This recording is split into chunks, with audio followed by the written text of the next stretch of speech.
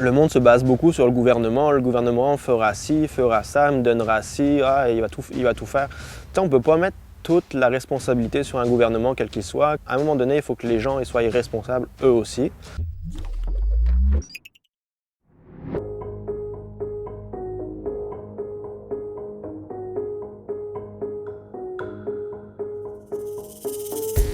Moi, c'est Mathieu Montarou. Initialement, moi, j'étais parachutiste dans l'armée des forces françaises. J'ai quitté les forces armées pour devenir paramédic.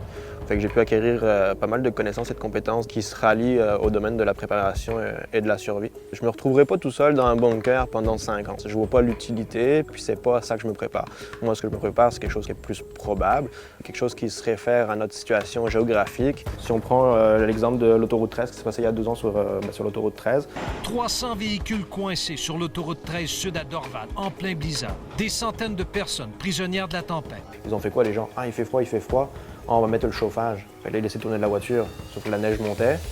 Puis l'hydrocarbure derrière, l'échappement, il est rentré dans la voiture, puis ils sont morts comme ça. Quelqu'un qui est préparé, quelqu'un qui a de l'information, des renseignements, des connaissances, des compétences, il va se dire, OK, non, on va ouvrir les portes, on va mettre le chauffage, on va les dégager dehors, le pot d'échappement, on va s'assurer à toutes les heures qu'il y a... Tu sais, c'est tout ça finalement. C'est être préparé à un type de scénario, puis d'avoir déjà réfléchi à qu'est-ce que je ferais s'il se passait ça. Si plus de monde avait eu de l'eau à manger, je pense que beaucoup de monde aurait pu subvenir à ses propres besoins, le cas échéant d'améliorer ses chances de survie. On parle de l'autoroute 13, on peut parler des inondations en Mauricie, on peut parler des tremblements de terre, toutes sortes de catastrophes, que ce soit humaines ou naturelles.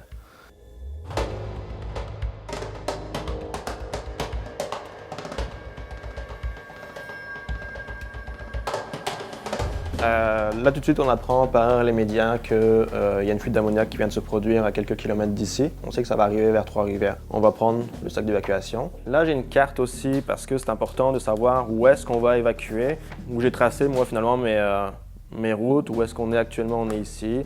Avoir une radio d'urgence. On parle ici, mettons, chez nous, la maison est en feu, la porte est coincée. Pouvoir prendre ce genre de petite hachette, finalement. Un bon couteau haut. Ça, c'est un minimum. Oui, ça prend des licences, mais tout le monde est capable d'avoir un 9 mm. Tout le monde devrait manipuler un 9 mm ou une arme de poing. Lui, c'est sa mallette de tueur à gage. Il pourrait mettre son arme de poing dedans, qui pourrait aller dedans. Tu sais, là, il y a pas de... Les balles, il n'y a aucune balle qui est là-dedans. Fait il y a pas de... Tu sais, il le voit, il sait ce que c'est. Tu sais, je lui apprends déjà qu'une arme, c'est pas fait pour jouer. On joue pas avec, tu sais, on fait pas n'importe quoi avec, que ça reste dans des endroits sécuritaires. Je tourne. OK. C'est fermé. C'est bon, papa? Oui, t'es bon. Tout de suite là, si on doit évacuer, ça va être facile pour moi parce que tout mon stock est déjà prêt, mon sac est déjà prêt, les enfants sont prêts, on n'a plus qu'à partir. Une famille qui n'est pas prête, là, ils vont commencer à courir partout dans la maison, dans les chambres, ils vont préparer les sacs, des valises, puis on a vite fait de perdre presque une demi-heure.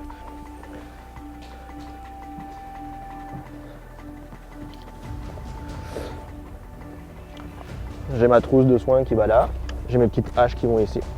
Bon là aujourd'hui, moi je vais te faire prendre l'autoroute pour aller plus vite. C'est parce qu'on est rapide, on est préparé, tu as ton sac, j'ai mon sac, on l'a pris, on est parti, il y a tout le monde qui est dans la voiture, on a notre stock. Parallèlement à ça, il y a la route secondaire qui monte un petit bout de temps pour s'enfoncer dans la campagne, dans la forêt, puis rejoindre finalement le chalet là où on va.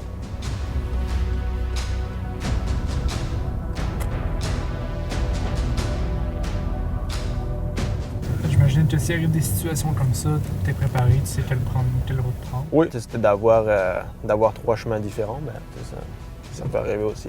Ça peut être un éboulement, un affaissement, ça peut être un barrage routier, ça peut être n'importe quoi.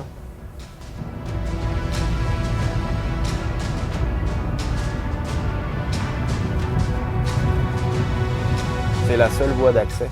Et toi, derrière, on aurait pu mettre un checkpoint avec des véhicules ou des débris, un arbre tombé ou quoi en Z. Puis là, on aurait pu filtrer finalement le monde, ceux qui veulent rentrer. OK, pourquoi vous voulez rentrer? Où est-ce que vous habitez? Puis si on fait un groupe de survie, quelles sont les connaissances et les compétences que vous pourriez nous apporter dans notre groupe?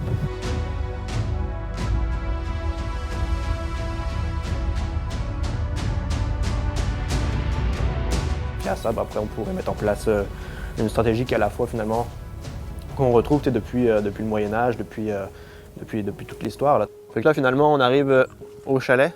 tank à propane ici. Fait que le propane, nous, c'est tout ce qui est les lampes à l'intérieur, le frigo, ça marche au propane. Puis il y a aussi comme les vieilles lampes à huile. Là. Fait que tu sais, c'est pas mal, là, je te dirais, comme si on était dans les années 1920-1930, on a le minimum. Puis là, tout le monde chasse ici. Fait que on n'aurait pas de problème non plus à avoir de la viande. Fait que, on parlait tout à l'heure de groupe. Notre groupe ici, il est constitué. Sécurité, on l'aurait. Le côté médical, on l'aurait. Chasse, pêche, on l'aurait. On a quand même beaucoup de choses. Ma blonde m'a fait du canage, elle fait de la cuisine. C'est important aussi, la cuisine, elle fait toutes ces affaires. Fait que, on a quand même un groupe qui est quand même bien constitué. Le monde se base beaucoup sur le gouvernement. Le gouvernement fera ci, fera ça, me donnera ci, il va tout faire. On ne peut pas mettre toute la responsabilité sur un gouvernement, quel qu'il soit. À un moment donné, il faut que les gens soient responsables eux aussi. Fait que, on va se préparer à des choses qui sont quand même plus probables, mais de là à dire qu'on se prépare à une attaque de zombies ou extraterrestres, non, pas encore. Là, je vais laisser ça pour les studios hollywoodiens.